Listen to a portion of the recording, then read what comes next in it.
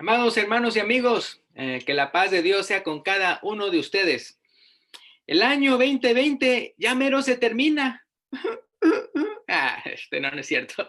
Y como el próximo domingo solo voy a traducir el mensaje que va a dar el hermano Floyd, el mensaje de hoy será una combinación de lo que hubiera predicado hoy con lo que hubiera predicado el próximo domingo. Entonces, el mensaje de hoy se titula Planeando metas, planeando metas. Y espero que sea de edificación para cada uno de ustedes. El mensaje tendrá 3 puntos para que de una vez sepan, vea, por los que acostumbran a escribir de notas en su libreta. Entonces, 3 puntos. El punto número 1 es, ¿cuáles son tus metas? En la Biblia, vea, podemos ver que es bueno y es de sentido común hacer planes para conseguir una meta. Tanto personajes del Antiguo Testamento como del Nuevo Testamento llegan a mostrar que realizan planes a fin de obtener un fin. Solo hay algo muy importante que debemos tomar en cuenta cuando planeamos metas, y es el hecho de que tomemos en cuenta la voluntad de Dios. Si vamos para allá, para Santiago capítulo 4, versículo 13 al 17, si me pueden acompañar ahí a la escritura de Santiago capítulo 4, versículo 13 al 17, dice así: Vamos ahora, los que decís, hoy y mañana iremos a tal ciudad y estaremos allá un año y traficaremos y ganaremos, cuando no sabéis lo que será mañana, porque ¿qué es vuestra vida? Ciertamente es neblina que se aparece por un poco de tiempo y luego se desvanece. En lugar de lo cual deberías decir, si el Señor quiere, viviremos y haremos esto o aquello. Pero ahora dice, os jactáis en vuestras soberbias. Toda jactancia semejante es mala. Y al que sabe hacer lo bueno y no lo hace, le es pecado. Entonces, ya, está claro que es pecado jactarse y declarar el futuro de uno como si uno fuera Dios. Entonces, no. No te ensoberbezcas. Que no se te suban los humos. Entonces, al planear tus metas, siempre recuerda que la palabra la tiene Dios. Si el Señor quiere, viviremos y haremos esto o aquello. En Proverbios capítulo 16, versículo 9, dice lo siguiente. Proverbios 16, 9. Dice, el corazón del hombre piensa su camino, mas Jehová endereza sus pasos. Este mismo versículo, pero en la versión traducción en lenguaje actual, lo dice de esta manera: el hombre planea su futuro, pero Dios le marca el rumbo. Este mismo versículo, Proverbios 16, 9, pero en la traducción Palabra de Dios para Todos, lo dice de esta manera: uno puede planear su vida, pero el Señor decide lo que a uno le va a suceder. Entonces, vea, yo creo de que no hay ser humano ahora en la tierra que no haya entendido esa lección en el año 2020, en el año 2020. ¿A cuántos de ustedes no les pasó que tuvieron que cambiar sus planes en el 2020? ¿Tiene uno el control de su vida? No, absolutamente para nada. Vea, Dios tiene el control y no yo. Si el Señor quiere, viviremos y haremos esto o aquello. Pero con eso, Dios no está diciendo que está mal planear o tener metas. Lo malo es no tomar en cuenta su voluntad y olvidarse que Él es el que tiene la última palabra. Entonces, la primera parte de Salmos 138:8, la primera parte de Salmos 138:8 dice, Jehová cumplirá su propósito en mí. Muy bonito versículo. Jehová cumplirá su propósito en mí. Entonces nosotros sabemos cuál es la voluntad de Dios para nosotros, ya que seamos de alabanza de su gloria, como dice Efesios 1:12. Y también como dice Primera de Pedro capítulo 2 versículo 9, dice esto, Primera de Pedro 2:9. Dice, mas vosotros, hablándole a la iglesia, mas vosotros sois linaje escogido, real sacerdocio, nación santa, pueblo adquirido por Dios, para que anunciéis, dice, las virtudes de aquel que os llamó de las tinieblas a su luz admirable. Entonces, ese es el propósito de Dios para nosotros. Pero obviamente también se nos menciona en la palabra de Dios que si queremos comer, hay que trabajar. Por lo tanto, yo tengo que planear en qué voy a trabajar. ¿Necesito estudiar algo? ¿Qué tal? ¿Necesito ser aprendiz de alguien? ¿Necesito sacar una licenciatura para ejercer una profesión? ¿Necesito aprender a manejar? ¿Necesito comenzar mi propio negocio? Etcétera. Uno se hace todas esas preguntas y hace un plan para conseguir esa meta. También, ¿verdad? Tengo que planear si quiero una familia. ¿Cómo encuentro a un chico cristiano? Dirán las mujeres. O las mujeres dirán, o más bien los hombres dirán, ¿cómo le declaro mi amor a la que me gusta? Entonces, otros dirán, ¿cuántos hijos nos gustaría tener? ¿Dónde planeamos vivir? Etcétera. Entonces, y así de un sinfín de planes que son necesarios hacer para llegar a hacer ciertas metas dentro de la voluntad de Dios. Y Jesús, ¿cuál fue su meta en venir a nacer en Belén? ¿Acaso fue saber qué se siente nacer en un establo? ¿O que me visiten unos pastores, ¿verdad? O que ya después en la casa me visiten unos magos? ¿Acaso, verdad, se trata de eso, ¿verdad? De ver, o sea, bueno, los regalos de que oro, incienso y mirra? ¿O cuál era la meta de él, verdad? ¿Acaso nació simplemente para saber qué se siente tener un cuerpo de hombre, comer, dormir, caminar, etcétera? ¿O cuál era la meta de Jesús?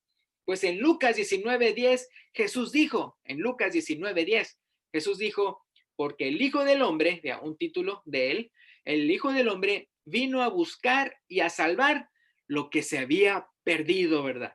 Esa era su meta, era venir a nacer como ser humano en esta tierra para buscar y salvar lo que se había perdido. Entonces, el punto número 2 es, ¿quién se va a beneficiar? Es decir, si alcanzas esa meta.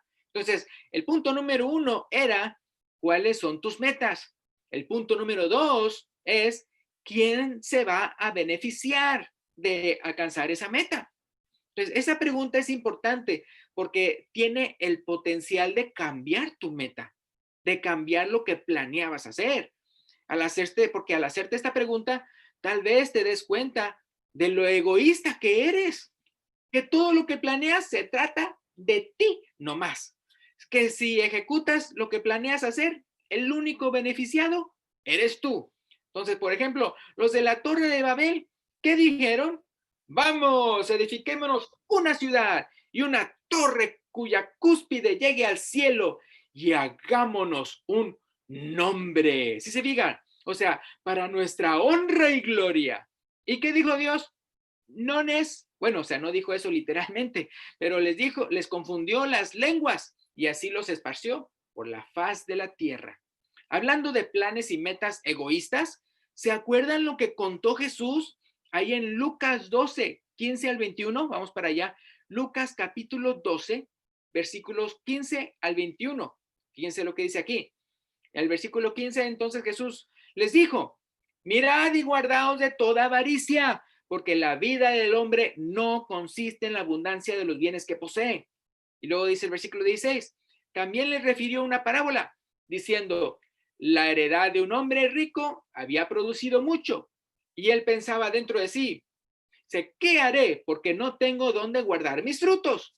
Y dijo, esto haré, derribaré mis graneros y los edificaré mayores. Y allí guardaré todos mis frutos y mis bienes. Y diré a mi alma, alma, muchos bienes tienes guardados para muchos años. Repósate, come, bebe, regocíjate. Pero Dios le dijo, necio, esta noche vienen a pedirte tu alma y lo que has provisto, ¿de quién será?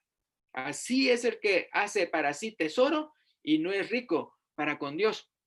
Entonces pregúntate, ¿quién se va a beneficiar si alcanzas tus metas? Y si te das cuenta que tu respuesta es algo egoísta o irresponsable, cambia tu meta. Ahora, ¿a quién quería beneficiar Jesús con su meta al venir a nacer a este mundo? A toda la humanidad. En 1 capítulo 2, versículo 4, 1 capítulo 2, versículo 4 dice, el cual quiere que todos los hombres sean salvos y vengan al conocimiento de la verdad.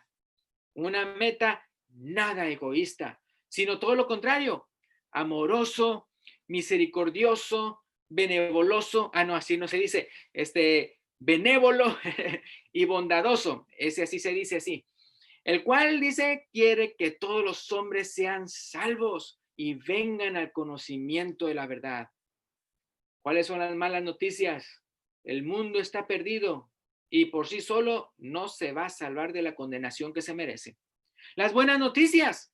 Jesús le ofrece una reconciliación con Dios a todo aquel que cree en él. Dice Romanos capítulo 3, versículo 22 al 24.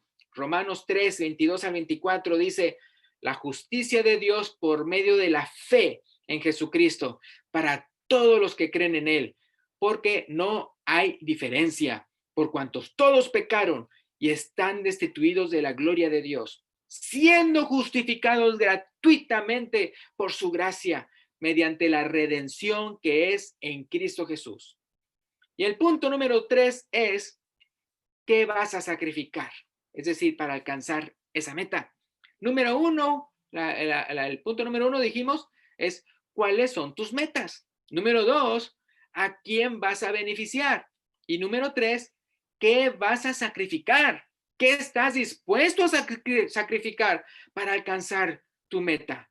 Hay muchos, vea, que tienen muchas metas y planean mucho cómo llevarlo a cabo, pero al final de cuentas no les sale, no obtienen su licencia, no trabajan en lo que quisieran, se casan con cualquiera, también ¿verdad? Viven con deudas, problema tras problema. ¿Y saben por qué?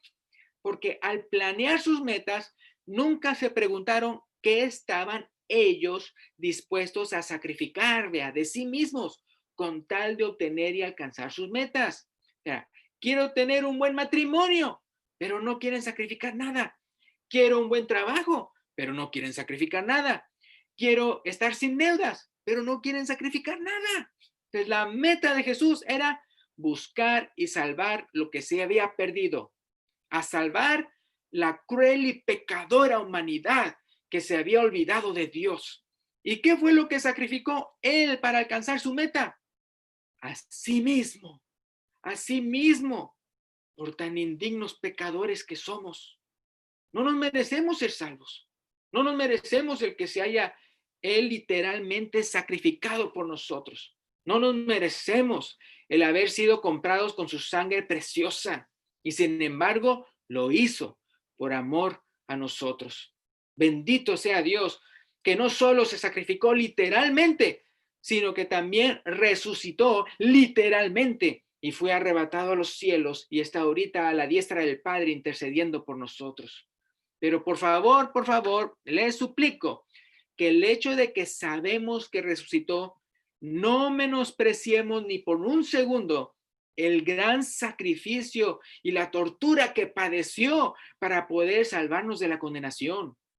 Como es fácil desvalorar el sacrificio de alguien ya cuando se encuentra bien, no hagamos eso con Jesús. Imagínate Jesús sufriendo injustamente todo ese calvario por el que pasó y haberlo hecho por ti y por mí. Imagínate que entonces no hubiera resucitado. ¿Cómo te sentirías? Imagínate todo lo que padeció y hubiera muerto por nosotros. Sufrió una muerte horrible. Medítalo, que te llegue al alma, que te duela, que te haga reflexionar.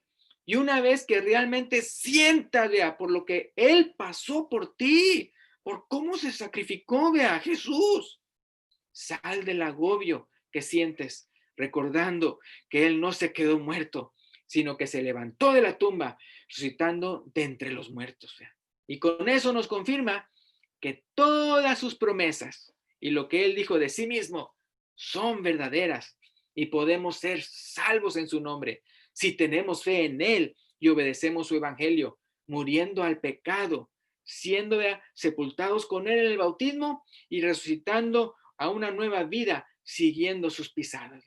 Si hoy quieres confesar tu fe en Jesús y bautizarte como él manda, cuando el hermano que dirija el canto de invitación, él te lo indique, hasta que él te lo indique, entonces puedes dar a conocer tu decisión. Vea, el hermano que tiene los cantos tiene la palabra. Gracias.